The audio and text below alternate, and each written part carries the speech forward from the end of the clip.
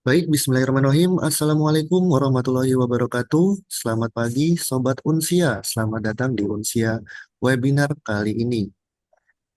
Alhamdulillah, senang sekali. Saya Casey dari Biro Kemahasiswaan Kerjasama Internasional dan Tridharma bisa menemani Sobat Unsia dalam sesi yang sangat krusial pada hari ini.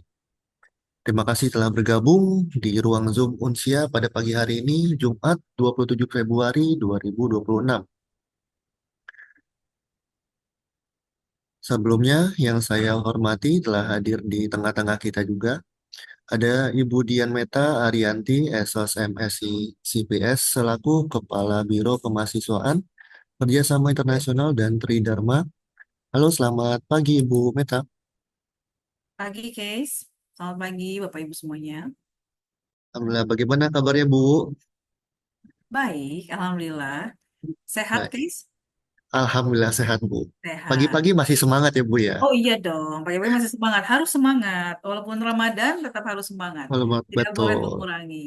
Apalagi kita ada tamu yang istimewa hari ini, kan? Ada tamu yang istimewa betul hari ini.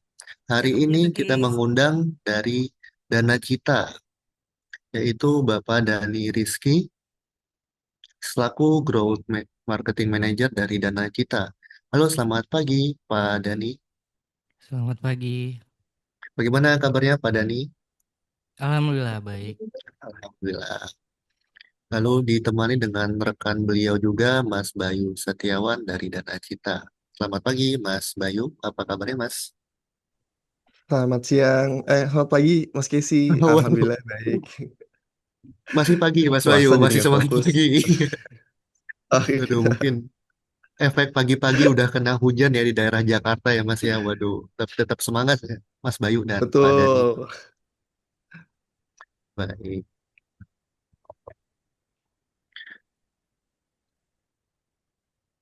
Hari ini kita akan mengupas tema yang sangat relevan bagi mungkin masalah keuangan-keuangan di zaman sekarang ya.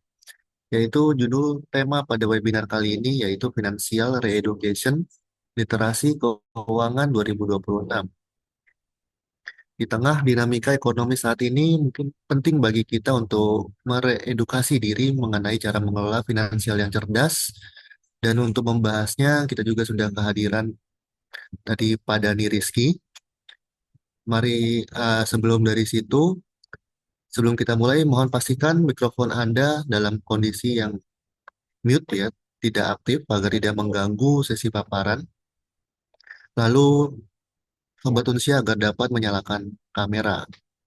Dan mungkin nanti di sesi akhir juga bagi rekan-rekan mahasiswa bisa menyiapkan pertanyaan di kolom chat atau bisa dapat menanyakan langsung ke narasumber-narasumber kita pada sesi pagi kali ini. Baik, tanpa membuang waktu lebih lama lagi, mari kita buka pada acara webinar pagi kali ini dengan sambutan dari Kepala Biro Kemahasiswaan Kerjasama Internasional dan Tridharma, Ibu Dian Meta Arianti, SSMSI CPS. Waktu dan layar kami persilakan. Baik, terima kasih banyak Mas Casey sudah membuka kegiatan hari ini. Dan selamat pagi. Assalamualaikum warahmatullahi wabarakatuh. Salam sejahtera untuk kita semua. Om Swastiastu, Namo Buddhaya, salam kebajikan. Apa kabar Bapak Ibu semuanya, kakak-kakak yang sudah hadir pada pagi hari ini? Pagi-pagi kita undang untuk webinar ya, Casey ya. Bicaranya juga nggak tanggung-tanggung nih, langsung ngomongin soal keuangan. Betul Kayak Bu, tahu masih aja pagi. ya. Benar, mumpung masih pagi ya. Kayak tahu aja ya Mas Bayu ya, kalau ini lagi eh, menanti-nanti notifikasi di handphone begitu Wah, ya. sudah menjelang akhir bulan nih Bu kebetulan. Betul, iya. Makanya ini pas banget, bener case, pas banget kita untuk mengadakan kegiatan ini. Nah, Alhamdulillah hari ini saya juga mengucapkan terima kasih banyak kepada partner kita, Dana Cita, yang juga telah berkenan untuk hadir dan juga sharing begitu ya dengan teman-teman mahasiswa dan juga tidak kalah juga, case kita juga kehadiran Bapak Ibu Sekprodi dan dosen sepertinya. Kayaknya mereka juga ingin tahu nih gimana sih ini literasi keuangan 2026 nih Mas Dani. Seperti itu ya. Saya juga mengucapkan selamat datang dan juga terima kasih kepada Bapak Ibu Seprodi yang telah hadir, yang tadi saya juga telah lihat ada Pak Farid, misal seperti itu ya. Mungkin juga ada sekretaris Prodi yang lain begitu dan teman-teman kolega kami yang ada di Unsia. Dan yang kami hormati juga Bapak narasumber pada pagi hari ini, Mas Dani Rizky dari Nacita dan juga Mas Bayu Setiawan. Nah, teman-teman, mahasiswa Unsia yang saya banggakan, kegiatan hari ini sebenarnya juga apa ya hadir karena kami melihat memang ada satu fenomena begitu ya di Unsia, salah satunya adalah terkait dengan masalah finansial, begitu kan Kes ya. Nah, mungkin teman-teman semuanya ada juga ada yang mengalami kesulitan dalam melakukan pembayaran kuliah seperti itu ya. Nah, salah satunya ini membuat mahasiswa Unsia ini mengalami kendala juga untuk melakukan submission ujian begitu. Nah, dari data yang kami dapatkan, Bapak Ibu, teman-teman semuanya, masalah finansial ini bukan hal yang baru gitu ya dan juga bukan hal yang mudah juga untuk kemudian bisa diselesaikan. Namun, Unsia melalui partner dan juga melalui apa namanya lini pelayanannya ini selalu berusaha untuk memberikan solusi, gitulah. Jadi, insya Allah kami hadir dengan solusi. Nah, kami berharap teman-teman pada hari ini yang hadir dalam webinar kali ini itu bisa kemudian mendapatkan informasi yang akurat dan juga informasi yang baik, begitu ya terkait dengan masalah literasi keuangan. Dan juga nanti at the end mungkin juga Dana Cita juga akan sharing begitu ya tentang bagaimana sih sebenarnya solusi finansial yang diberikan begitu ya untuk mahasiswa Unsia khususnya teman-teman yang memiliki kendala dalam perkuliahan dan juga finansial kuliah begitu ya.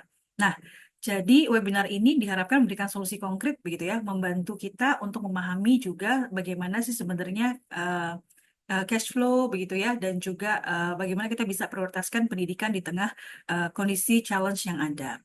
Nah, teman-teman semuanya, kami ini juga bukan merupakan webinar yang terakhir yang akan dilakukan begitu ya karena webinar-webinar terkait dengan keuangan ini akan terus kami lakukan dengan partner kita Danasita khususnya juga untuk memberikan insight dan juga knowledge kepada teman-teman terkait dengan masalah-masalah keuangan atau mungkin juga tren ya Mas Bayu dengan Mas Dani ya ke depannya ya dan juga terkait juga bagaimana kita sebenarnya bisa memberikan priority gitu ya terhadap masalah keuangan yang ada. Dan terakhir mungkin case karena sebentar lagi mau Lebaran gitu ya. Nah, sekarang lagi nungguin terkait notifikasi gaji nih kan ya. Wah, habis ini tuh bulan ini kayaknya kita akan mendapatkan 2 kali gaji ya. Satu apa namanya gaji bulanan begitu ya. Nanti sebentar lagi kemudian THR gitu. Nah, nanti juga kita akan ada webinar-webinar terkait dengan bagaimana sih mengelolanya supaya nggak habis semuanya gitu loh. Nah, artinya seperti itu. Nah, walaupun sudah selesai ujian, teman-teman, kami berharap engagement terhadap Unsia itu tetap berjalan. Kami tentu akan hadir dengan webinar-webinar yang menarik. Jadi jangan lupa dan juga terus lihat update-update informasi yang kami sampaikan, baik itu melalui grup program studi ataupun grup kemahasiswaan seperti itu ya. Dan hari ini sekali lagi terima kasih dan Cita sudah berkenan untuk hadir. Mudah-mudahan teman-teman yang membutuhkan informasi terkait dengan literasi keuangan dan juga solusi begitu ya untuk masalah keuangannya hari ini bisa terselesaikan dengan baik. Dan tentunya agar perkuliahannya bisa berjalan dengan lancar dan juga aman semuanya. Terima kasih. Saya kembalikan ke Desi. Baik, terima kasih Ibu Meta atas sedikit sambutan-sambutan di pagi hari yang cerah ini walaupun agak sedikit dingin ya Bu ya di sini. Tapi dinginnya sudah mulai hangat karena menanti notifikasi begitu Bu. Baik, selanjutnya mungkin tanpa memperpanjang waktu, eh, mari kita dengarkan paparan materi dari Pak Dani Rizky selaku Growth Marketing Manager dari Dana Cita. Waktu dan layar kami persilahkan. Oke, terima kasih Mas Kese untuk em, waktunya. Terima kasih juga Bu Meta dan rekan-rekan Unsia sekalian tadi sempat di mention bahwa ada beberapa tim Unsia juga ya, Kaprodi dan juga Sekprodi dan juga tentunya rekan-rekan sekalian teman-teman mahasiswa-mahasiswi Unsia yang juga bisa untuk hadir di acara hari ini. Ya, terima kasih semuanya. Mungkin hari ini kita langsung aja bahas mengenai literasi keuangan di 2026. Jadi di ini slide saya udah kelihatan ya. Oke. Nah, ya kita akan bahas mengenai keuangan, literasi keuangan 2026. Jadi ini pagi-pagi hari Jumat terus langsung bahas tentang duit gitu ya. Sebenarnya kalau di Indonesia sendiri kayaknya tuh agak cukup jarang gitu ya kita membicarakan masalah-masalah mengenai uang gitu, kayak seakan-akan keuangan itu adalah konsep yang sakral dan kayaknya agak tabu untuk ngomongin terkait keuangan gitu ya. Kayak semua orang punya teorinya masing-masing, semua orang punya pemahamannya sendiri-sendiri mengenai keuangan itu sendiri. Jadi, tapi sebenarnya enggak hanya itu, tapi sebenarnya keuangan itu tentunya tujuannya itu untuk manfaat untuk diri kita sebenarnya gitu ya. Jadi karenanya kami di Dana Cita itu wajib untuk memberikan literasi keuangan juga nih bagi teman-teman mahasiswa, bagi partner-partner kami. Jadi emang webinar ini memang kita selenggarakan secara rutin gitu ya, baik bersama Unsia dan juga partner-partner Dana Cita yang lain gitu mengenai literasi keuangan sendiri. Karena memang sudah amanat dari OJK juga untuk kita bisa memberikan mengenai literasi keuangan itu sendiri gitu. Nah, sebelum memulai itu aku pengen nanya sedikit ya mengenai duit nih.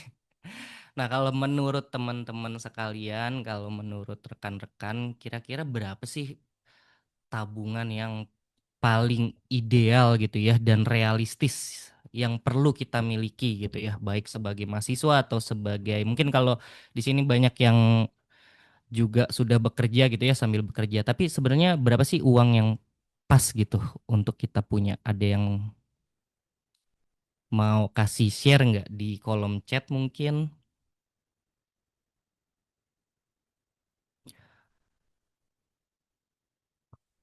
Yuk, yuk, berapa sih? Kayaknya kak saya kalau punya uang segini tuh aman gitu. Kayaknya udah tenang gitu hidup saya. Mas Dani, punten. Hmm, Maksudnya dalam 1 bulan kah? Atau misalkan tabungan jangka tabungan panjang gitu kan? tabungan jangka panjang. Jadi, Oh, panjang ya, oke. eh, kita nih udah punya uang berapa nih Bu kira-kira? Siap, siap, siap. Silakan teman-teman. Yang paling ideal nih, oke saya kayaknya punya duit segini, enak nih hidup saya nih kayaknya. Besok bisa nikah nih langsung misalkan gitu. Atau besok bisa nyicil mobil.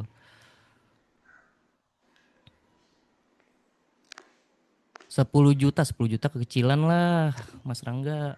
Kayaknya 10 juta nggak habis 1 tahun ya. 10 kali lipat uang gajian per bulan berapa tuh kira-kira? 100 juta Mas. Ah ya nih baru sangat realistis. Minimal 50 juta. Oh ya minimal 5. Punya Bu Meta punya pohon uang ya kayak semuanya juga pengen ya. 1 tahun 3 M minimal. Wah, ya ya ya benar.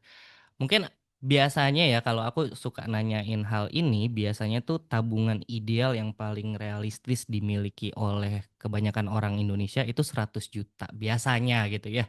Jadi kayaknya kalau 100 juta tuh kayaknya udah aman gitu. Tapi kita coba bedah deh sesulit apa sih punya 100 juta sebenarnya di Indonesia ya. Sesulit apa tuh punya uang 100 juta kalau kita bicara kita terlahir miskin tanpa privilege memulai semuanya dari nol.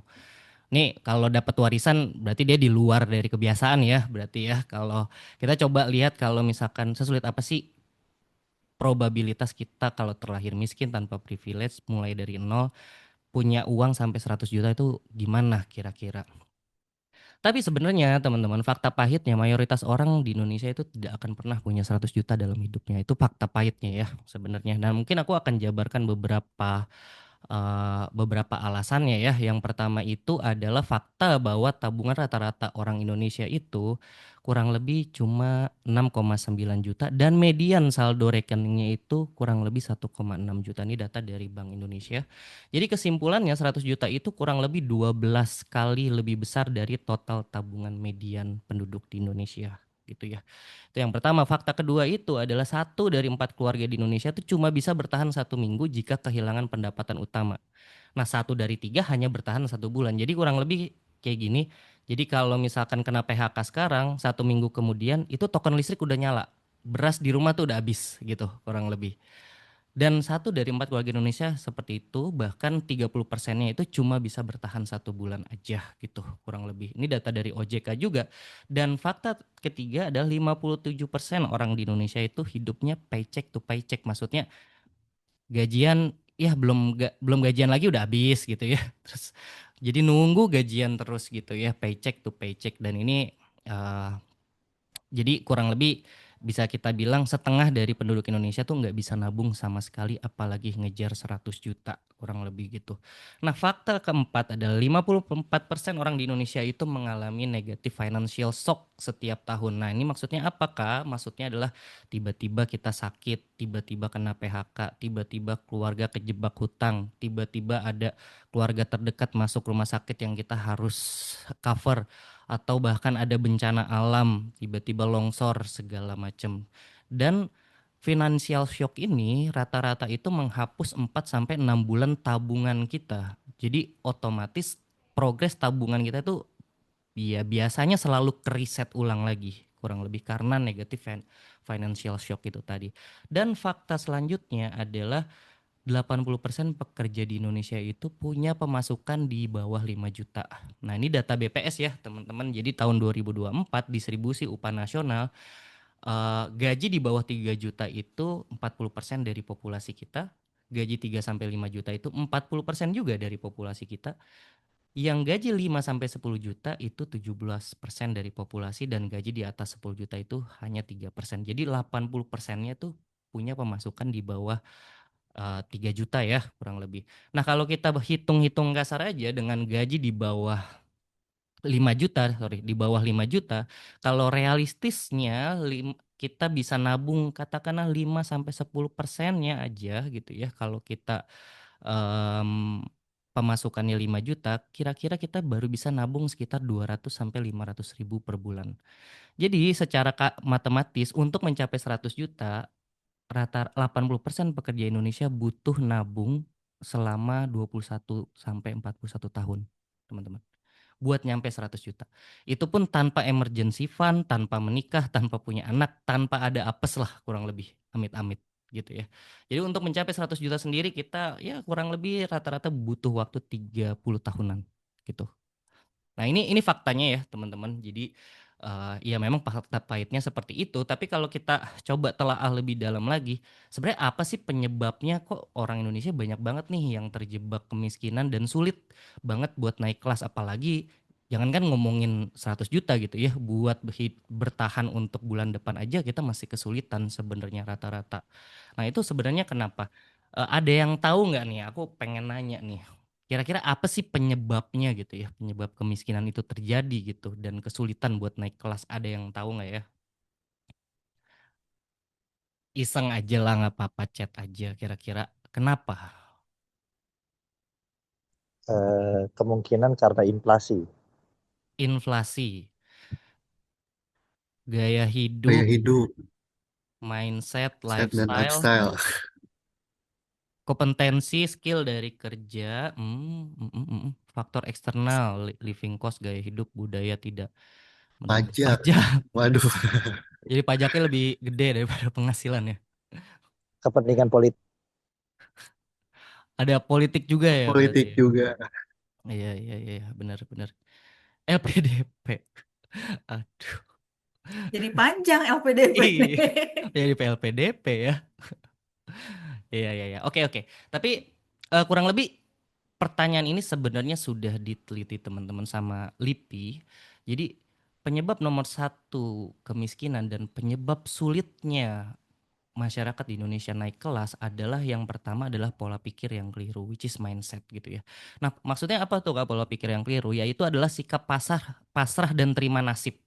Maksudnya adalah kemiskinan, saya miskin dan saya percaya bahwa itu adalah takdir saya menjadi miskin gitu. Dan wilayah-wilayah di Indonesia yang mempersepsikan kemiskinan adalah takdir itu cenderung lebih miskin dari wilayah yang lain, dan masyarakat di Indonesia cenderung melihat uang secara negatif gitu. Makanya banyak kayak tetangga sukses tuh biasanya dijauhin gitu kan. Nah, Saya nggak apa-apa miskin asal tetangga saya juga miskin, kurang lebih gitu. Saya nggak apa-apa susah asal teman saya juga susah. Jadi nyaman dengan lingkungan yang senasib dan sepenanggungan, dan kebanyakan memang seperti itu kurang lebih. Nah, terus penyebab kedua tentunya adalah akses pendidikan. Ini kita sama-sama tahu bahwa kalau ada di beberapa wilayah di Indonesia, terutama di wilayah-wilayah yang sulit diakses, itu pastinya kualitas pembelajarannya cukup rendah, terus kualitas guru yang juga rendah, serta cenderung punya lingkungan dan pergaulan yang enggak sehat dan juga situasi belajar yang enggak kondusif. Apalagi beberapa wilayah itu ada tuntutan juga untuk ngebantuin orang tuanya setelah sekolah gitu ya. Dan itu sering banget kita temuin. Mungkin tidak banyak kita lihat di Jabodetabek, tapi mungkin itu banyak banget di wilayah-wilayah selain di kota besar di Indonesia. Terus selanjutnya adalah keterbatasan akses dan literasi keuangan. Nah, teman-teman, jadi orang miskin tuh biayanya lebih mahal dibandingin orang yang nggak miskin. Nah, kenapa tuh Kak? Karena orang kaya itu cenderung punya akses permodalan yang lebih murah, mereka bisa mencicil lebih pendek dengan biaya yang lebih rendah, mereka bisa lebih dipercaya. Bahkan di Jakarta aja teman-teman, yang menikmati air bersih itu kurang lebih cuma 65% penduduk aja. Jadi sisanya itu harus beli air gitu. Bayangin bagi orang yang nggak punya akses ke air, dia harus beli air. Otomatis dia biaya hidupnya lebih tinggi, karena untuk air aja harus beli. Nah, makanya untuk mencapai kesejahteraan, untuk mengetaskan kemiskinan itu kita perlu nih terliterasi dan terinklusi tentang keuangan. Aku mungkin nggak akan ngomongin penyebab kemiskinan yang tadi nomor 1 dan nomor 2 karena kita sama-sama setuju itu bisa diberantas dengan pendidikan yang baik, tapi kita akan melihatnya dari sudut pandang yang literasi dan inklusi itu sendiri, yang mana yang pengen kita bahas di hari ini. Jadi sebenarnya apa sih literasi dan inklusi keuangan itu? Jadi sebenarnya adalah literasi dan inklusi ini adalah kombinasi dari pengetahuan dan akses gitu ya. Jadi kalau literasi itu adalah pengetahuan buat ngelola keuangannya untuk tujuan masa depan kita, kayak kita kenal fitur, manfaat, risiko, hak, kewajiban terkait produk-produk keuangan yang ada saat ini, dan inklusi itu adalah ketersediaan aksesnya gitu ya. Jadi lembaganya ada, produk dan layanan keuangannya ada di daerah sekitar kita, atau kita minimal bisa mengakses buat ningkatin kesejahteraan itu sendiri gitu ya. Kayak mungkin kalau di daerah yang cukup pedesaan, biasanya mereka akan lebih kesulitan gitu ya buat punya akses ke perbankan sebagai contoh kayak gitu. Mungkin kalau di kita sendiri gampang gitu ya, tinggal download aplikasi, kita udah punya akses terhadap produk-produk keuangan yang ada saat ini gitu. Nah, tujuannya tentunya untuk meningkatkan kesejahteraan kita semua gitu ya, agar kita bisa menciptakan masyarakat yang terliterasi, terinklusi, sehingga mampu menurunkan angka kemiskinan itu sendiri gitu. Nah, terus emangnya kenapa Kak kalau misalkan yang penting aku bisa punya aksesnya aja dulu gitu, nggak perlu tahu lebih dalam mengenai produk keuangan itu sendiri. Nah, itu yang terjadi teman-teman ya di saat ini gitu.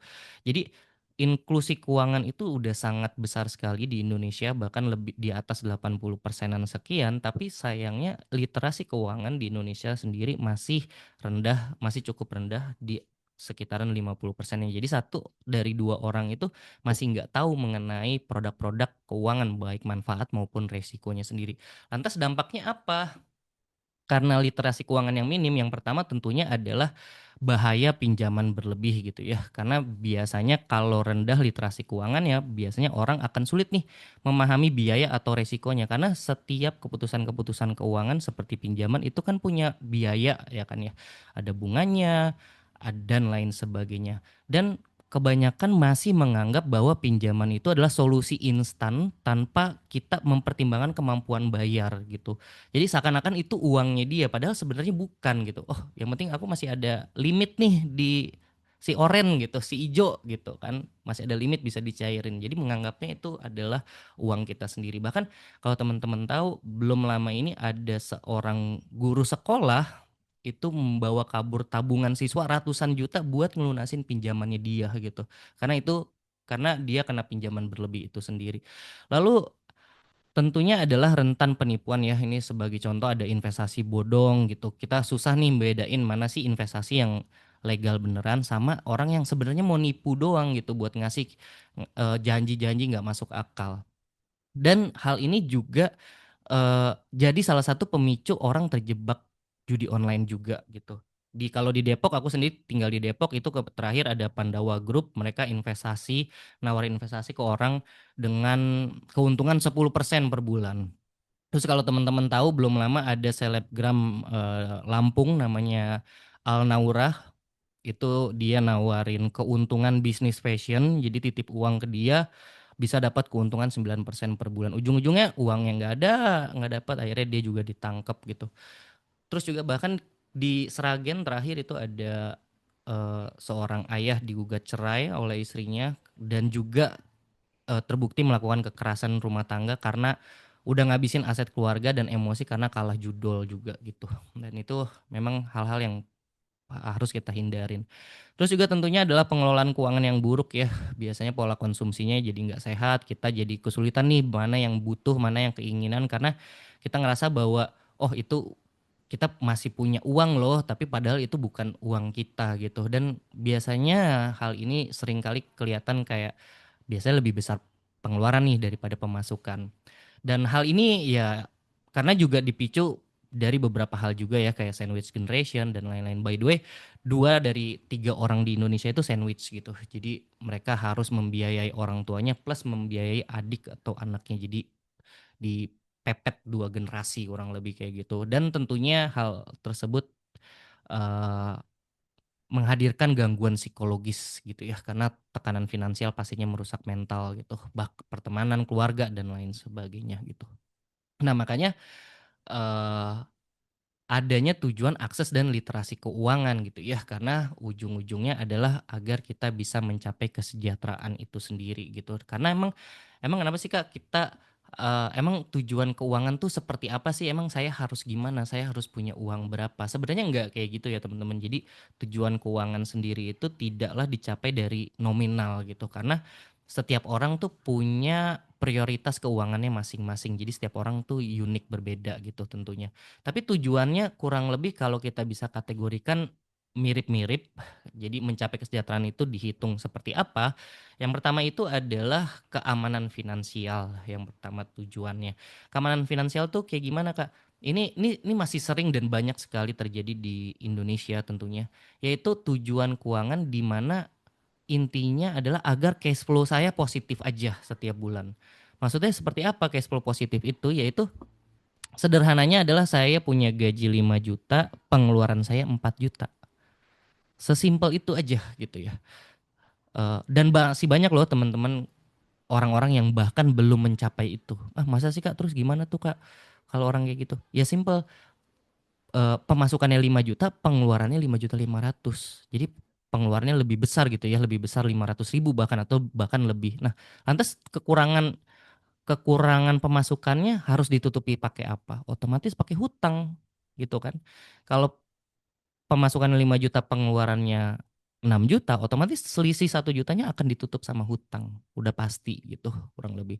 Dan jadi banyak orang yang masih tujuan keuangan itu adalah keamanan finansial dulu gitu ya. Cash flow-nya minimal harus positif dulu gitu sebagai pribadi, sebagai individu.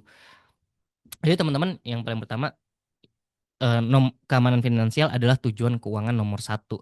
Yang kedua adalah proteksi resiko pastinya. Kita harus mengasuransikan kemampuan kita dalam menghasilkan keuangan itu sendiri, menghasilkan uang itu sendiri gitu ya. Jadi jangan sampai one day kita sakit atau keluarga kita sakit, bahkan tabungan dan lain sebagainya itu akan tergerus. Jadi yang tujuan selanjutnya adalah memproteksi resiko gitu ya. Jadi biasanya asuransi dan lain sebagainya itu kita sudah amankan terlebih dahulu.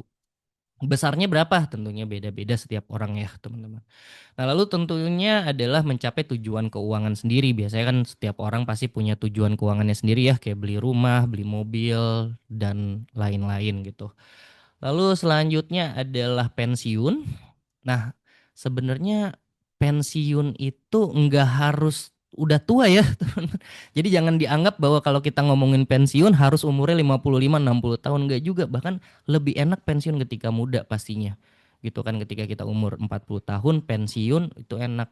Loh, emang bisa Kak pensiun? Ya bisa ketika kita tidak perlu memerlukan bekerja lagi gitu. Jadi uang yang kita punya, aset yang kita punya sudah bekerja untuk kita sehingga kita tidak perlu bekerja lagi gitu kan. Kita tinggal ambil uang aja dari investasi kita sudah tidak perlu bekerja gitu. Jadi pensiun dini lah kurang lebih gitu.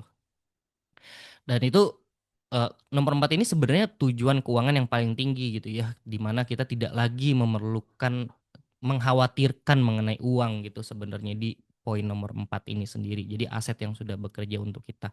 Tapi setelahnya tentunya kita tidak hidup selamanya, kita juga perlu mendistribusikan kekayaan, which is mewariskan kekayaan yang sudah kita punya gitu ya. Tujuan akhir lah kurang lebih agar anak-anak kita atau keluarga kita hidup lebih tenang gitu dari keuangan itu sendiri.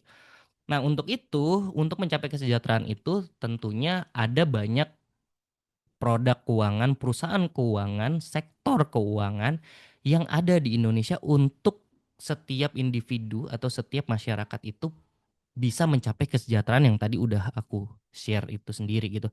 Tapi kurang lebih ada 3 gitu ya sektor jasa keuangan yang ada di Indonesia. Itu yang pertama adalah perbankan.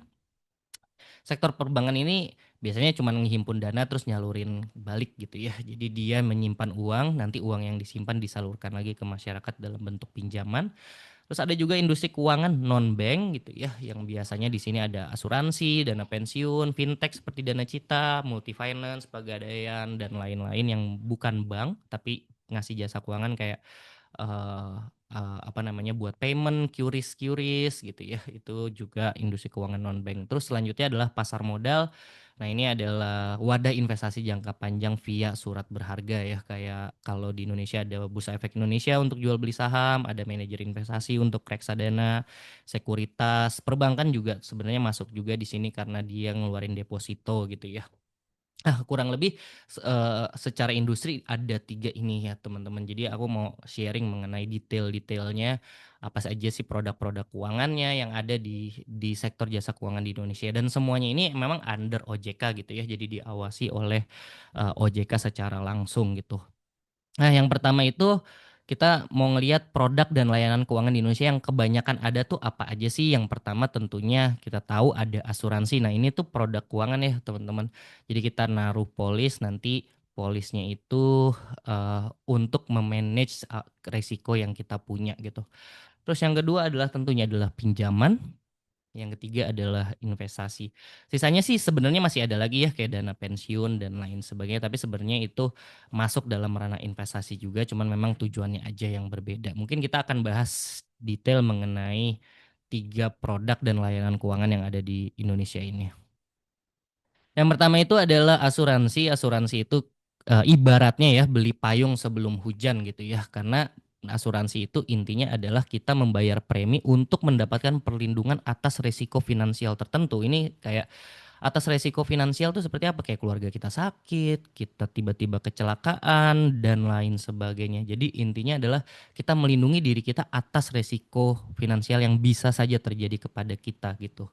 Intinya itu. Dan manfaatnya tentunya adalah mengalihkan resiko kerugian kepada perusahaan asuransi. Jadi perusahaan asuransi yang cover resikonya gitu. Sebenarnya perusahaan keuangan itu adalah perusahaan yang punya bisnis resiko sebenarnya. Semuanya tuh ada resikonya gitu kurang lebih. Jadi aku pengen pengen share juga ke teman-teman bahwa semuanya tuh ada resikonya loh gitu kurang lebih.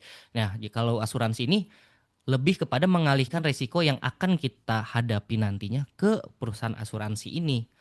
Nah, resiko untuk kita sendiri apa? Nah, biasanya ini ada resiko kayak klaimnya ditolak nih, teman-teman mungkin udah sempat ngelihat-ngelihat ya beberapa berita-berita kayak tiba-tiba tidak sesuai polis atau perusahaannya gagal bayar, pilot dan atau preminya hangus. Jadi ini asuransi ini kita perlu lihat juga nih ada resiko-resiko tersebut loh sebelum ikut asuransi.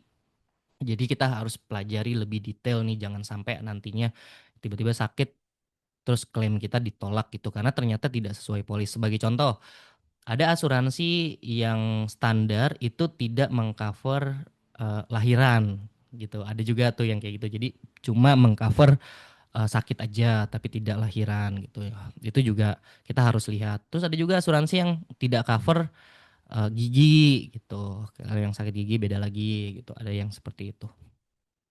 Lalu biayanya apa aja untuk asuransi? Tentunya ada premi ya, biaya rutin bulanan, biaya akuisisi, biaya awal, biaya materai, kurang lebih seperti itu. Ini tergantung dari umur juga teman-teman kalau biaya asuransi. Biasanya semakin semakin berumur kita, biaya preminya semakin mahal karena asuransi melihat resikonya semakin tinggi gitu ya, resiko sakitnya semakin tinggi. Lalu juga hak dan kewajiban, tentunya ada hak dan kewajiban di produk ini. Jadi hak kita tentunya menerima polis, mendapatkan pembayaran klaim, kewajiban kita adalah membayar premi tepat waktu gitu ya. Cara aksesnya tentunya banyak, ada banyak agen asuransi di Indonesia, ada perbankan juga biasanya punya bank insurance, dan juga beberapa aplikasi digital lainnya ya, Insurtech. Nah, kalau misalkan ada pengaduan juga OJK juga membuka ada kontak 157.ojk kalau misalkan ada problem mengenai asuransi. Dan ada LAPS yaitu Lembaga Alternatif Penyelesaian Sengketa Sektor Jasa Keuangan gitu ya. Ini khusus buat kalau ada problem-problem tapi terkait jasa keuangan. Apakah ada pajaknya? Nah, untuk asuransi memang tidak ada pajaknya atau bukan merupakan objek pajak bagi penerima gitu ya. Lalu kedua adalah pinjaman ya, akses modal. Ini lebih simpel lagi sebenarnya produk keuangannya. Jadi penyedia dana, lembaga keuangan memberikan pinjaman dana dalam jangka waktu tertentu beserta bunga dan atau imbal hasilnya gitu ya. Jadi ini sebagai perjanjian antara dua orang yaitu untuk memberikan pinjaman dan mengembalikan pinjaman itu sendiri. Jadi sesimpel itu aja sih kalau pinjaman ini. Nah, untuk produk pinjaman ini sebenarnya dibagi jadi dua aja, yaitu ada pinjaman konsumtif yang untuk kebutuhan pribadi. Maksudnya apa tuh Kak?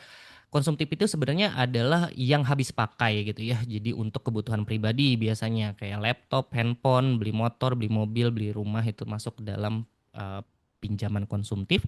Dan juga ada pinjaman produktif yang sifatnya untuk investasi atau sifatnya untuk pembelian sesuatu yang menghasilkan nilai tambah gitu ya.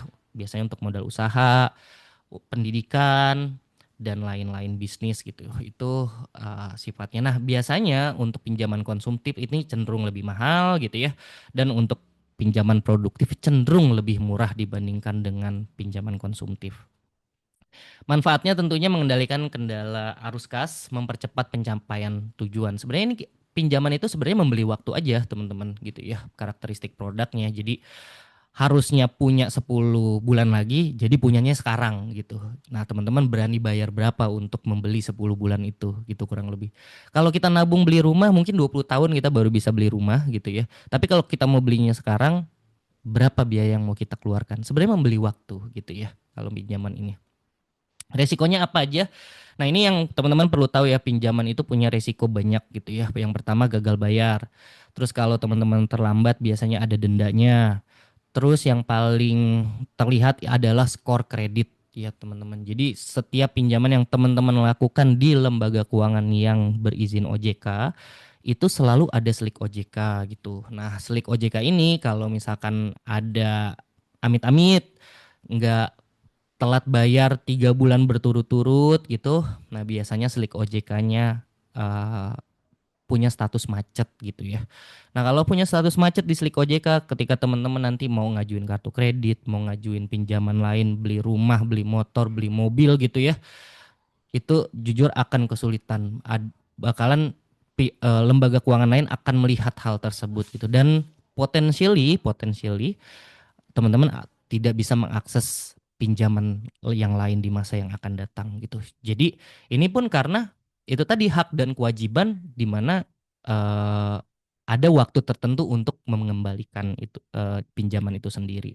Nah, biayanya biasanya ada bunga, ada imbal hasil gitu ya. Kalau di syariah ngomongnya imbal hasil, kalau di konvensional bunga, ada biaya admin, provisi, ada biaya asuransi kredit ataupun ada denda jika telat bayar. Jadi memang karakteristiknya seperti itu gitu ya. Nah, kalau denda dimaksudkan sebagai efek jerah biar tepat waktu tentunya, bunga dan lain sebagainya itu ketahuan di depan biasanya udah dikasih tahu. Dan hak dan kewajibannya tentunya sebagai pengguna kita hak kita untuk mendapatkan transparansi. Biasanya kita harus kelihatan tuh semuanya ya sebelum kita melakukan pinjaman, berapa sih bunganya, berapa tagihannya, cicilan per bulannya berapa dan lain sebagainya. Dan tentunya kewajiban kita melunasi cicilan tepat waktu sesuai kontrak. Nah, kalau ini cara aksesnya paling mudah tentunya karena banyak banget di Indonesia gitu ya, bahkan tinggal download aja itu udah bisa gitu ya, mau perbankan, multi finance, fintech seperti Dana Cita dan lain sebagainya, kurang lebih kayak gitu. Terus pengaduannya juga sama teman-teman, kalau misalkan ada pengaduan, ada hal-hal yang tidak ada cekcok dengan perusahaan tersebut bisa ngubungin CS perusahaan atau langsung ke OJK, langsung bisa langsung ngaduin ke OJK gitu. Lalu dari sisi perpajakan untuk pinjaman sendiri bagi pemberi pinjaman aja sebenarnya pajaknya ya. Jadi bunga diterima sebagai objek PPh. Nah, ini kalau teman-teman tahu teman-teman tuh bisa juga tuh ngasih pinjaman gitu ya. Jadi ada beberapa platform-platform fintech yang kita bisa investasi di sana, nanti dia yang akan menyalurkan ke orang. Nah, bunga yang kita dapat dari investasi kita itu adalah objek pajak. Tapi kalau si peminjamnya enggak kena pajak gitu.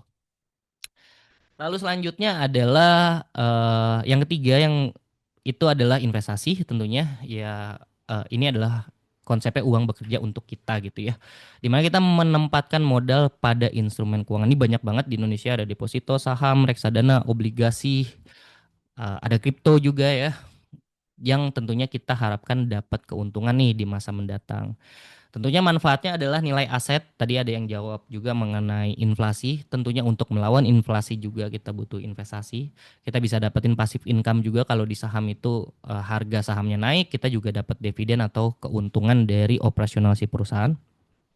Kalau deposito sendiri itu dijamin juga oleh LPS. Jadi uang kita most likely nggak bakalan hilang gitu. Kalau saham kan ada potensi perusahaannya bangkrut gitu ya.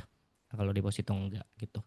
Nah, tentunya ada punya resiko juga, yaitu capital loss, tiba-tiba harganya turun. Ini banyak lah ya, kemarin baru viral menggoreng saham. Terus tentunya resiko susah dijual kembali, bisa beli ketika mau dijual nggak ada yang mau beli gitu kan. Terus tentunya ada resiko kebangkrutan di perusahaannya, dan tentunya uang tidak bisa diambil sewaktu-waktu kalau urgent gitu ya. Kalau deposito kan ada jangka waktu, mengunci jangka waktunya gitu. Terus tentunya ada biayanya ya teman-teman, untuk produk investasi apapun tentunya ada biayanya, yaitu fee jual beli ya. Setiap teman-teman beli suatu instrumen seperti saham, reksadana, obligasi dan lain sebagainya, itu biasanya ada fee-nya ya.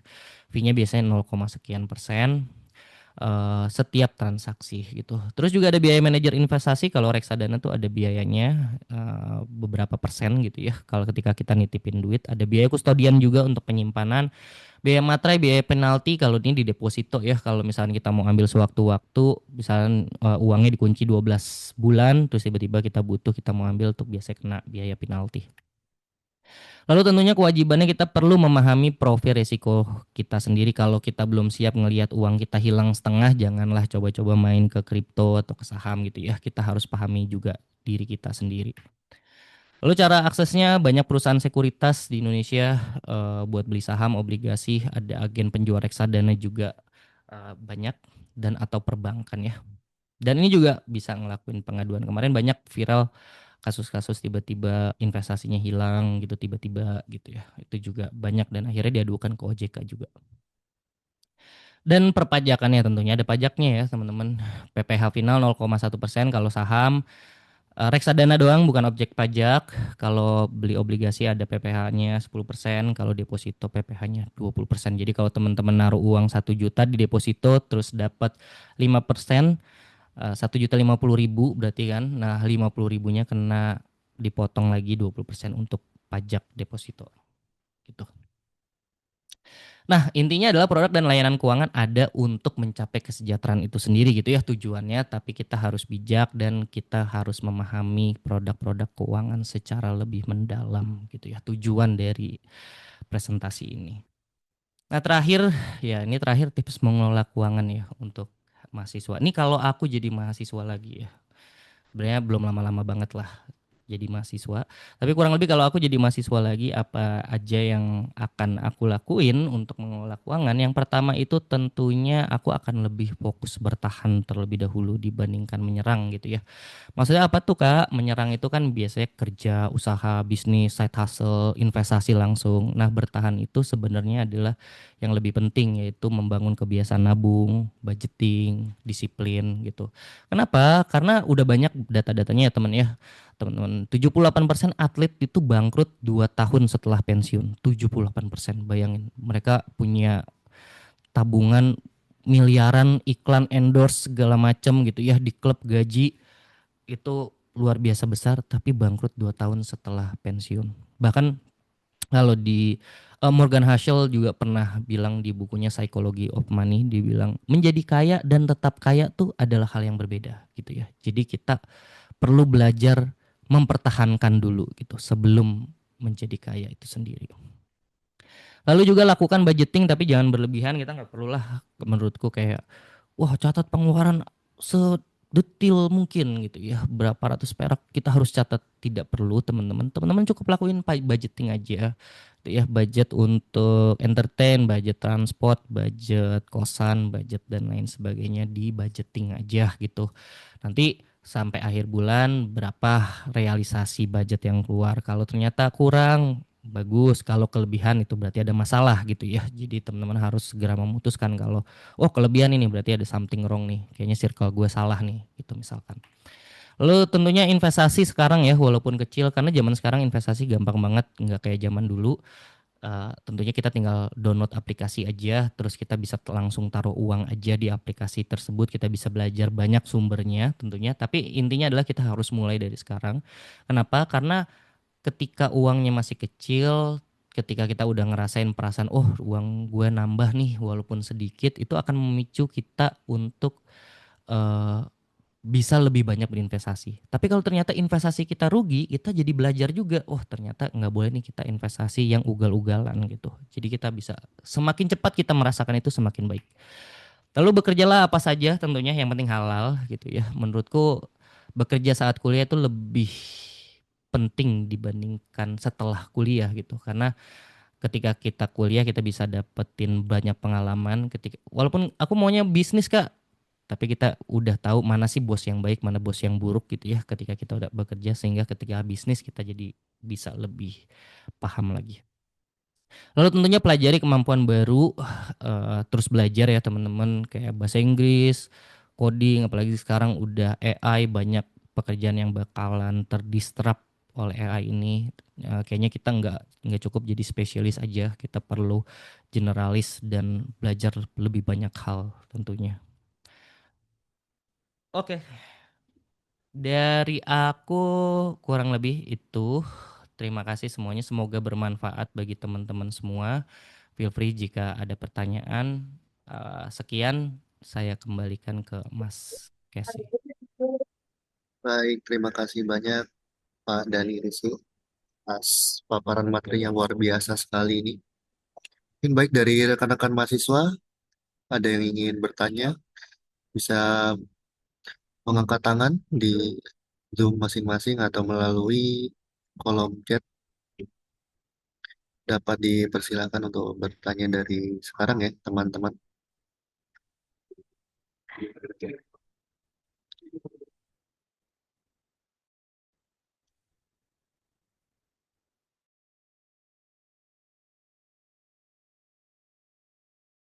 Baik, sambil menunggu yang bertanya, mungkin saya awal pertama dimulai dari fakta-fakta pahit, di mana katanya mayoritas orang tidak akan pernah punya 100 juta dalam hidupnya gitu kan. Dari rata-rata tabungan orang Indonesia, lalu 1 dari 4 keluarga Indonesia hanya bertahan sampai 1 minggu jika pendapatan utamanya sudah hilang begitu ya. Lalu dilanjutkan dengan tujuan akses dan literasi keuangan, yang ada keamanan finansial, proteksi dari risiko, tujuan keuangan, lalu ada pensiun juga. Lalu ada pembahasan mengenai produk keuangan juga di Indonesia seperti asuransi, pinjaman atau akses modal, lalu juga terdapat investasi ya. Lalu tadi diakhiri juga di presentasi dari Pak Dhani, yaitu tips-tips mengelola keuangan bagi mahasiswa. Luar biasa sekali nih untuk ilmu-ilmu dari materi-materi dari Pak Dhani. Baik, mungkin dari rekan-rekan mahasiswa ada yang ingin bertanya terkait materi yang sudah disampaikan oleh Pak Dhani.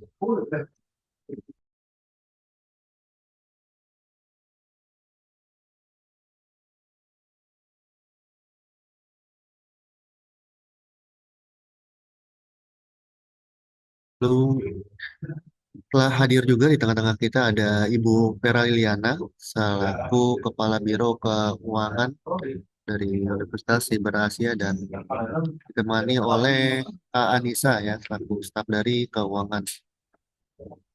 Halo, selamat pagi Ibu Vera. Apa Kak masih mendengar? Ya, pagi Casey.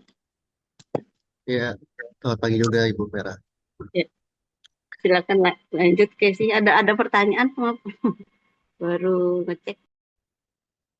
Ya, Ibu, terima kasih Ibu Vera. Baik, ini ada pertanyaan nih Pak Dani. Izin tanya Kak, kira-kira bagaimana cara yang baik untuk mengelola dana pensiun yang bisa dikelola dari masa sekarang? Dan kira-kira instrumen investasi apa yang sedang ambil untuk mencicil dana pensiun tersebut? Dari Ahmad Faisal. Boleh silakan Pak Dani.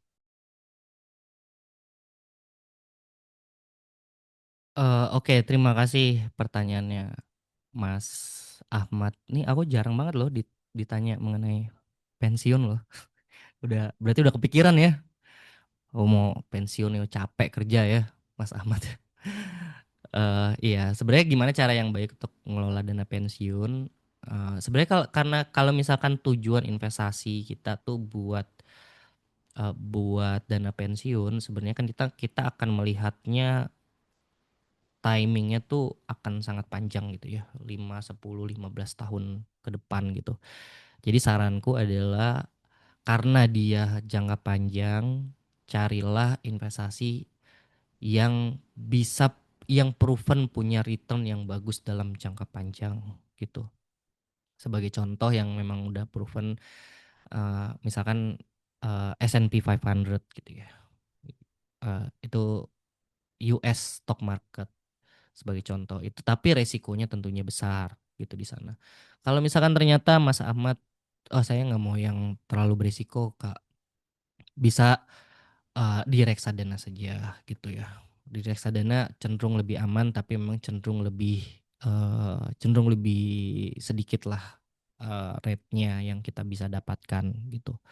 Dan tapi lagi-lagi bisa di breakdown sebaiknya gitu ya, mana yang investasi yang resikonya tinggi, berapa persen dari uang yang kita tabung, terus yang cenderung lebih aman tapi lebih kecil, berapa persen dari uang yang kita tabung gitu. Nah itu sebaiknya seperti itu gitu.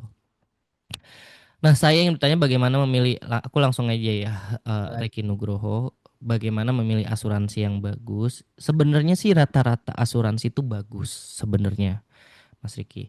Tapi sayangnya ada beberapa oknum-oknum di dalam penjual asuransi itu yang terlalu over promise gitu ya, yang terlalu menjanjikan hal-hal yang ya sebenarnya mungkin kurang masuk akal gitu sebenarnya. Jadi kuncinya adalah pilihlah asuransi yang paling cocok sama kita, yang kita mengerti gitu ya, yang kita punya waktu nih buat ngeliatin detailnya apa saja sih yang di cover. Ini tuh produk asuransinya seperti apa, apakah ini asuransi jiwa pure ataukah memang ada produk investasi di dalam asuransi tersebut. Karena kalau ada investasinya, ada kemungkinan uang kita naik turun gitu kan, kurang lebih. Terus aku langsung jawab lagi ya. eh Aduh, ini jawab bacanya gimana ya? Zitila gitu, Zitila. Strategi investasi yang direkomendasikan untuk pemula dengan modal. Sebenarnya kalau pemula itu aku sih saranin ketahui dulu profil resiko kita ya. Kalau menurutku kalau misalkan modalnya terbatas, cobain aja semuanya gitu, nggak apa-apa, dieksplor aja gitu ya. Ya 50.000 cobain beli reksadana, 50.000 coba ya beli saham yang murah-murah. Coba deh beli kripto, coba deh masukin apa namanya, obligasi gitu. Cobain aja semuanya. Karena kalau yang pemula itu harus ngerasain by experience gitu ya. Oh mana nih yang gue tuh lebih nyaman. Oh ternyata setelah investasi saham, duit kemarin beli 100.000 sekarang tinggal 70.000. Wah, ternyata aku syok banget gitu, sampai nggak enak tidur gitu kan. Nah berarti kamu jangan investasi di situ gitu kan. Jadi lebih ke sana gitu. Terus bagaimana kita mengelola finansial ketika posisi sandwich generation dan apakah bisa dibantu kasih tips mengelola keuangan bagi mahasiswa yang sedang bekerja? Sebenarnya bagi sandwich generation ini tentunya pastinya akan berat. Nih Mas Niza atau Mbak Niza ya. Sebenarnya sebagai sandwich generation emang serba salah sih sebenarnya. Aku juga mengerti. Aku di posisi itu juga pernah. Jadi pastinya itu akan sulit sekali.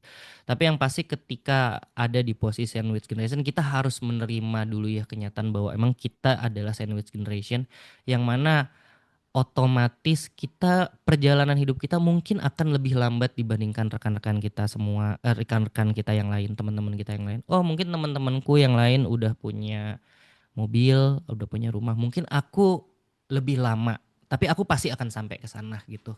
Jadi yang paling pertama itu ketahui dulu hal tersebut. Nggak apa-apa, setiap orang punya waktunya sendiri-sendiri gitu.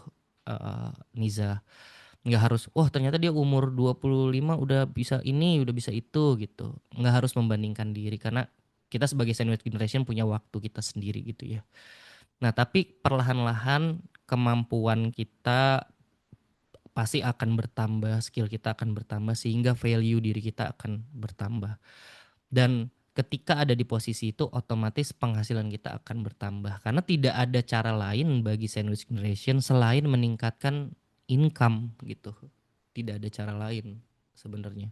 Jadi yang karena pengeluaran tidak mungkin di stop gitu. Kalau sebagai sandwich itu nggak mungkin pengeluaran dihemat gitu ya, diefisiensikan. Kecuali kita hidup sendiri, kita bisa pilih kita mau makan yang mahal atau yang murah gitu. Tapi bagi sandwich kan nggak bisa ngelakuin itu. Pengeluarannya udah fix gitu kurang lebih. Nah, yang pasti satu-satunya cara ya kita harus ningkatin pemasukan itu sendiri. Caranya gimana adalah naikin value diri kita, tidak ada yang lain gitu. Belajar lebih keras, networking, coba bangun bisnis, coba partnering sama teman, freelance dan lain-lain kayak gitu. Gitu ya Nisa ya. Semangat ya sebagai sandwich ya. Terus bagaimana tentang forex ya? Sebenarnya forex itu memang komoditas ya kebanyakan. Tapi memang jarang sekali forex itu dibicarakan sebagai instrumen investasi jangka panjang. Walaupun bisa saja kita kayak beli dolar segala macam gitu ya untuk kita investasikan jangka panjang. Biasanya hanya untuk parkir aja biasanya. Jadi kalau dari saya sendiri cenderung merekomendasikan instrumen-instrumen investasi yang lebih berwujud dan bisa divaluasi secara lebih detail gitu ya, secara lebih mudah gitu. Oke.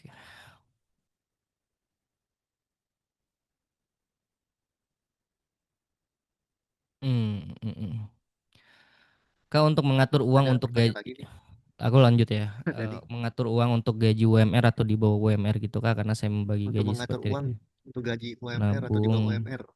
Saya konsumsi.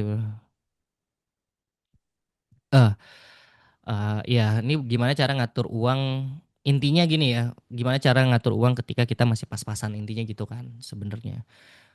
Sebenarnya ya kalau aku jujur untuk mengelola keuangan aku sebenarnya tidak selalu harus berpatokan dengan teori-teori pengelolaan keuangan kayak 50 30 20 yang kayak gitu-gitu ya atau 40 40 20 gitu ya. Sebenarnya nggak harus kayak gitu Rangga. Sebenarnya Rangga bisa atur keuangan Rangga sesuai dengan keinginan Rangga. Nah, sebenarnya adalah yang kita atur itu adalah mana sih cara ngatur keuangan yang mana sih yang paling ideal bagi saya saat ini gitu. Sebenarnya kita udah tahu kok jawabannya sebenarnya. Kita cuman tidak mau mengakuinya aja gitu, tidak mau mengidentifikasinya. Rangga sebenarnya bisa kok. Oke, saya bikin budgeting.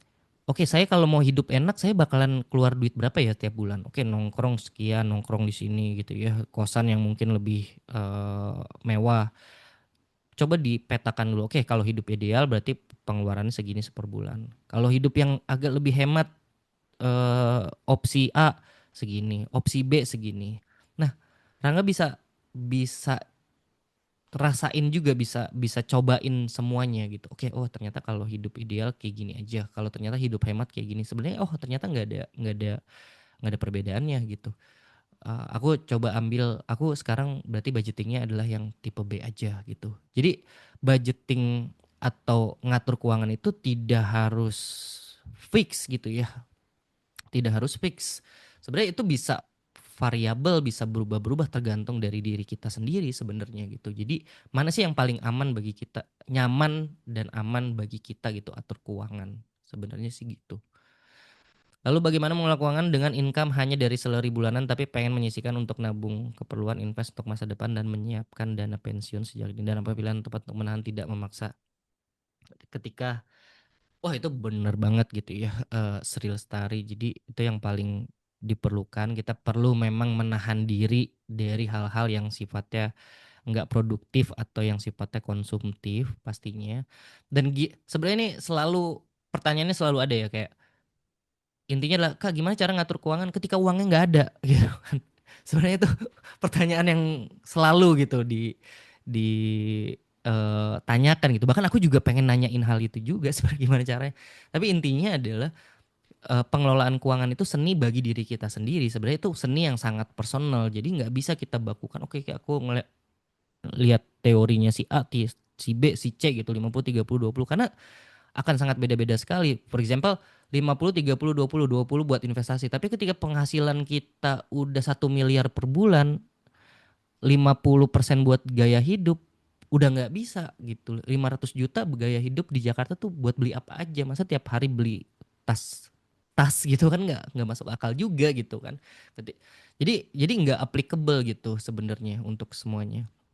Nah, dan untuk mengelola keuangan dengan income yang terbatas sebenarnya pastinya adalah prioritas, sebenarnya skala prioritas aja. Mana yang paling prioritas bagi Sri gitu. Dan itu yang dialokasikan paling banyak pastinya kayak gitu. Nah, sisanya adalah Sri untuk investasi, investasilah kepada diri sendiri dulu karena agar Sri bisa menaikkan income atau pemasukan Sri sendiri gitu. Jadi itu yang paling utama gitu. Gimana caranya nggak ningkatin pemasukan?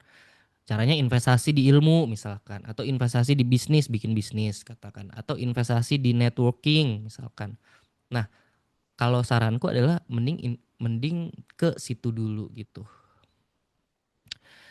Lanjut, izin tanya lagi, skill apa yang paling penting dikuasai agar kita tidak hanya melek finansial tapi juga meningkatkan pendapatan di tahun 2026? Sebenarnya skill yang paling penting ya menurutku sekarang pemanfaatan AI yang pasti yang paling pertama. Nggak hanya buat hal-hal yang sifatnya itu tanya jawab aja sebenarnya.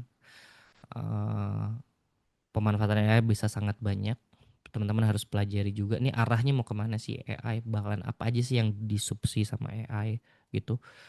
Terus yang pertama itu, yang kedua itu komunikasi ya, komunikasi. Ini sebenarnya aku sering banget eh ketemu di pekerjaan gitu. Banyak orang talent Indonesia tuh yang pinter-pinter, sangat problem solver gitu ya. Tapi mereka cuma malu aja ngomongnya gitu. Dan gak bisa ngomongnya juga gitu. Jadi skill komunikasi itu penting banget. Terus terus selanjutnya adalah bahasa ya.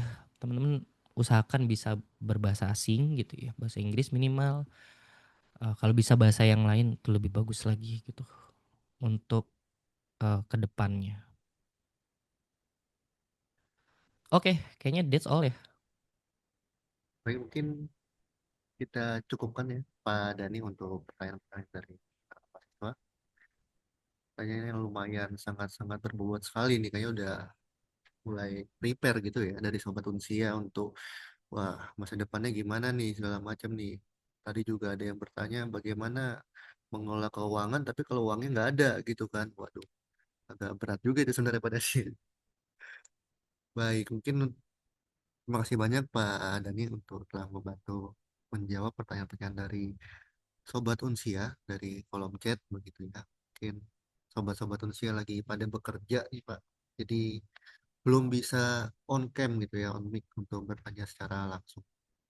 Baik, untuk selanjutnya mungkin kita dengarkan sesi paparan dari Mas Bayu Setiawan mengenai dana cita. Mungkin ada Sobat Unsia yang baru bergabung atau mahasiswa baru di semester ini belum mengenal dari dana cita. Waktu dan tempat kami persilakan Mas Bayu. Oke, baik. Terima kasih, Mas Kesi. Dari suara saya terdengar jelas kah, Mas Kesi?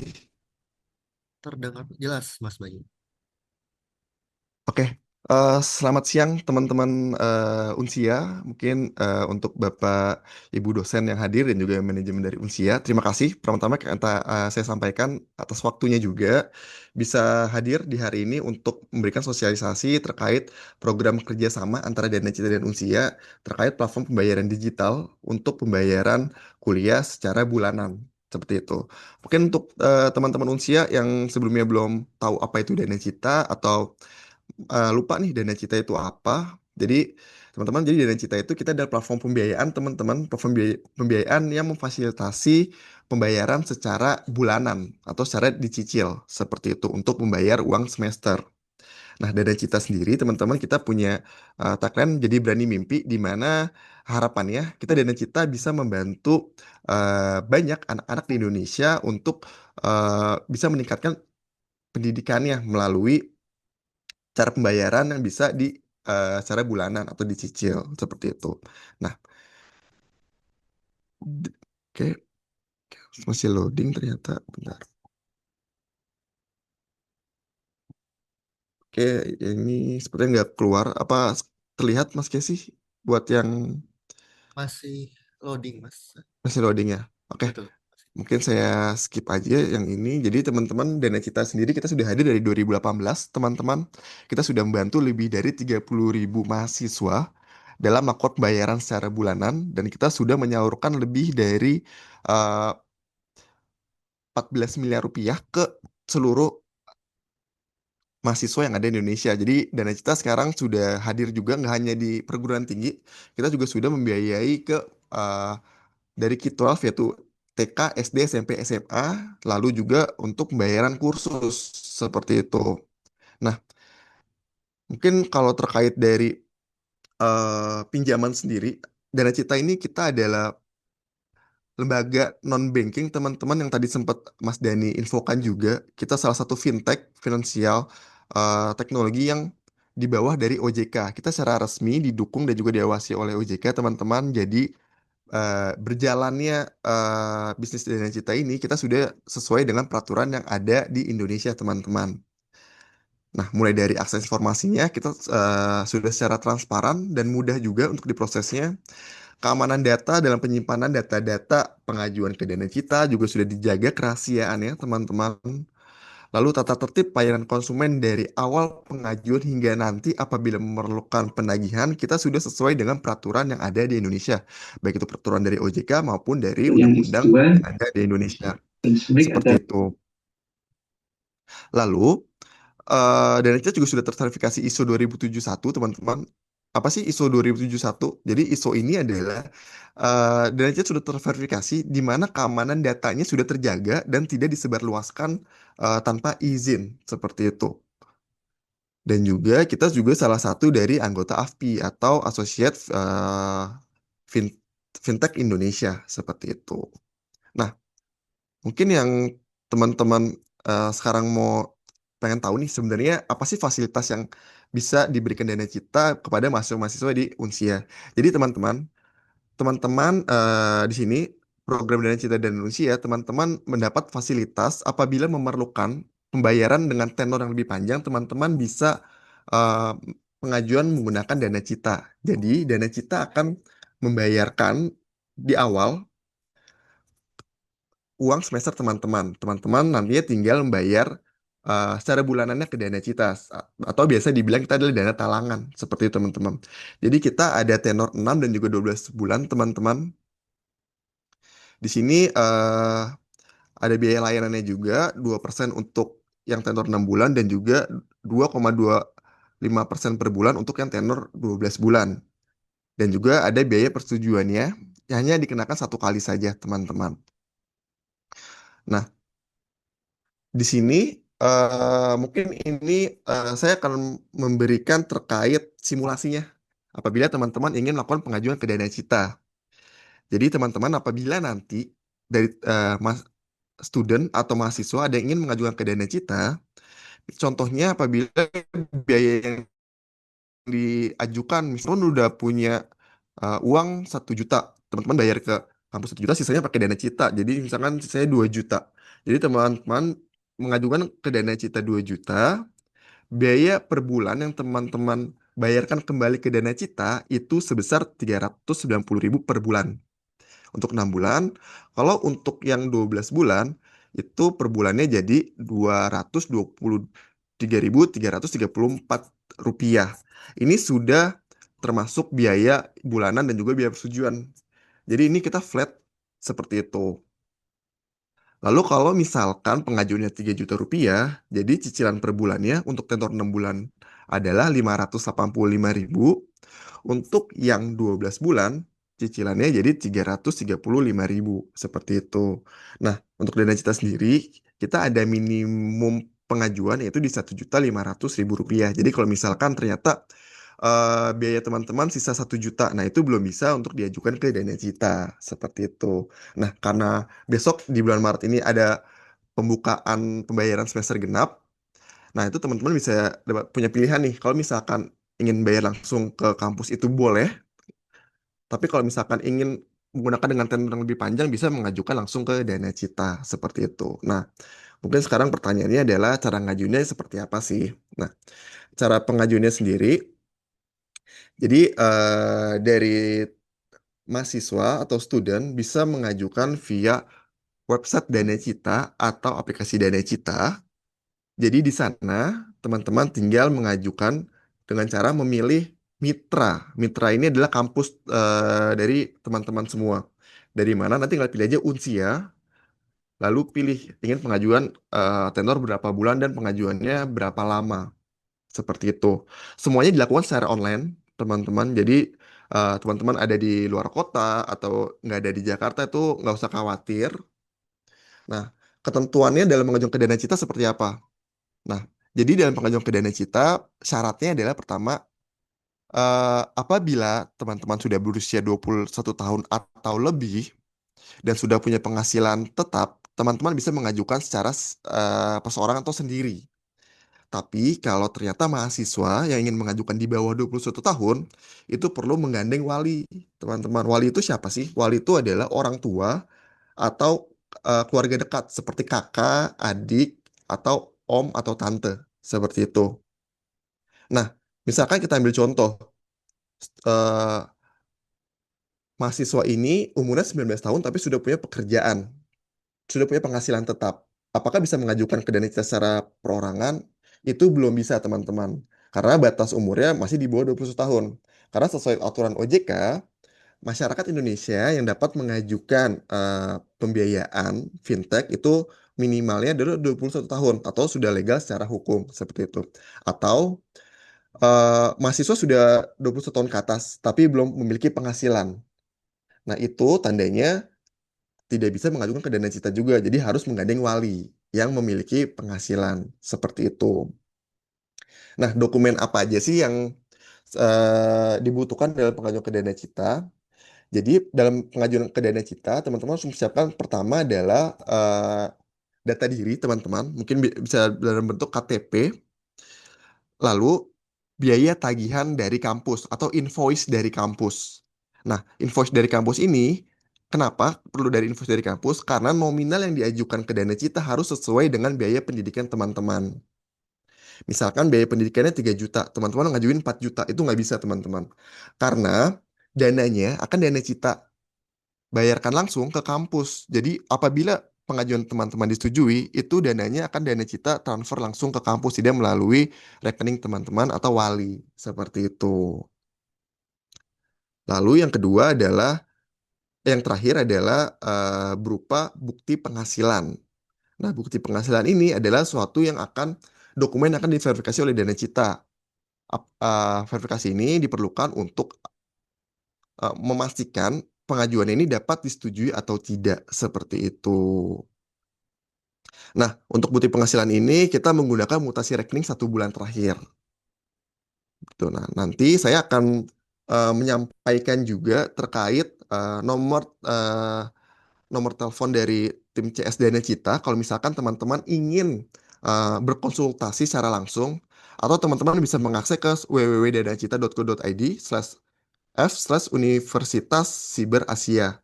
Di situ teman-teman bisa ngisi form aja. Jadi setelah mengisi form nanti dari teman-teman CS Dana Cita itu akan kontak teman-teman mahasiswa dari Unsia untuk sesi konsultasi seperti itu. Nah, mungkin sampai sini ada yang dipertanyakan terlebih dahulu dari teman-teman dari Unsia. Mungkin ada yang satu pertanyaan atau dua pertanyaan dari Sobat Unsia mengenai eh, bantuan biaya pendidikan dari dana kita. Tuh.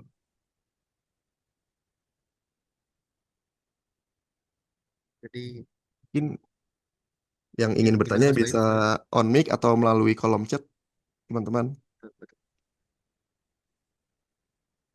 Jadi singkatnya Dana Cita ini merupakan sebuah platform finansial yang membantu mahasiswa Unsia agar dapat kuliah tanpa harus khawatir jika memiliki kendala finansial. Sehingga ya rekan-rekan mahasiswa dapat berkuliah dengan nyaman dan tenang, gitu ya rekan-rekan mahasiswa. Dan juga Betul. dengan Dana Cita ini kita sudah bekerja sama, sudah ada dokumen kerjasamanya secara resmi dan juga terdaftar di OJK, gitu, Mas Bayu. Ya, betul Mas Kesi untuk tambahannya. Oke, ini ada pertanyaan dari Kak Ella. Izin tanya, berapa besar denda keterlambatan yang dikenakan per hari atau per periode jika saya telat membayar cicilan bulanan? Oke, jadi dalam pengajuan ke Dana Cita, apabila pengajuan sudah disetujui dan dananya sudah disalurkan oleh Dana Cita ke kampus, nah saat teman-teman nanti akan membayar cicilan bulanannya, namun ternyata ada keterlambatan, itu dendanya itu kita hanya dikenakan 1 kali per bulan saja teman-teman. Jadi tidak menggulung dendanya. Besar dendanya berapa sih? Besar dendanya adalah 3% dari cicilan bulanannya. Misalkan teman-teman mengajukan 3 juta rupiah.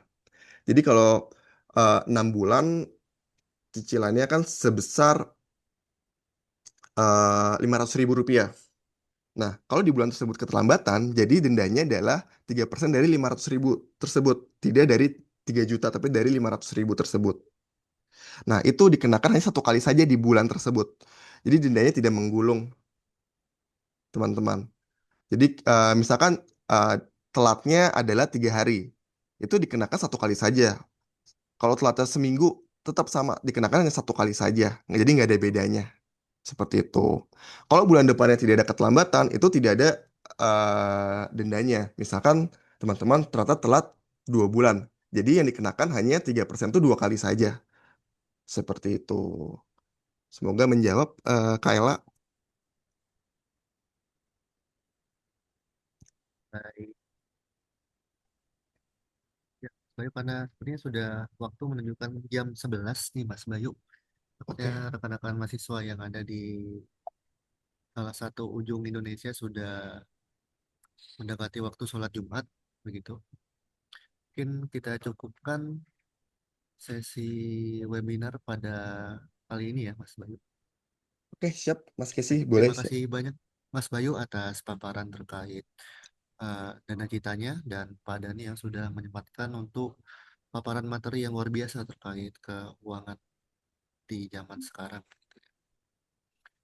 Baik, sebelum kita tutup, mungkin ada sedikit kata-kata penutupan dari Ibu Dian Meta Ariyanti.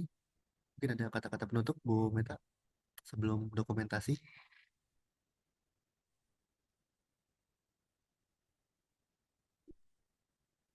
Ya, terima kasih Case. Terima kasih juga kepada para narasumber kita hari ini. Ada Mas Bayu dan juga Mas Dani yang alhamdulillah hari ini sudah memberikan banyak literasi keuangan dan juga solusi keuangan ya, Mas Bayu ya. Tadi mohon izin kayak Mas Bayu mau ada tambahan atau gimana Mas Bayu? Aman. Bu Kesi, mungkin ini kontak dari customer sukses dari Dana Cita dan juga linknya. Kalau misalkan dari mahasiswa dari Unsia mau konsultasi seperti itu, ada di kolom chat. Siap. Wah, luar biasa. Ada sesi konsultasinya. Terima kasih Mas Bayu. Nah, jadi teman-teman yang nanti mau konsultasi dulu gitu ya terkait dengan masalah finansial gitu kan, silahkan. Dan kembali lagi kami di Unsia mengucapkan banyak terima kasih juga kepada seluruh peserta yang hadir dan berharap webinar kali ini bisa bermanfaat ya, guys ya, untuk teman-teman semuanya dan juga memberikan solusi untuk teman-teman. Dan tentunya kami selalu ingin agar teman-teman bisa lancar kuliahnya, ya guys ya, lancar kuliahnya sampai nanti lulus nanti ya. Jika ada kendala atau ada hal-hal yang terkait dengan kuliah, silahkan bisa menghubungi hotline kemahasiswaan juga dan juga hotline tadi Dana Cita juga untuk masalah atau konsultasi dari finansial. Itu menurut itu case mungkin sedikit dari saya dan juga nantikan webinar-webinar kita selanjutnya ya. Insya Allah juga bermanfaat. Terima kasih. Back to you, Casey. Terima kasih banyak Ibu Meta atas kata-kata penutup di webinar kali ini. Baik, rekan-rekan Sobat Unsia, untuk mempersingkat waktu sebelum kita tutup, eh, dimohon agar teman-teman dapat mengaktifkan kamera agar kita dapat melanjutkan ke sesi dokumentasi sebelum penutup webinar kali ini.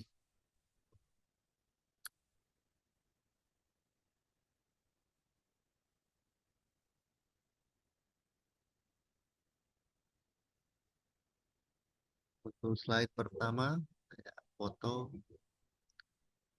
3, 2, 1. Untuk slide kedua,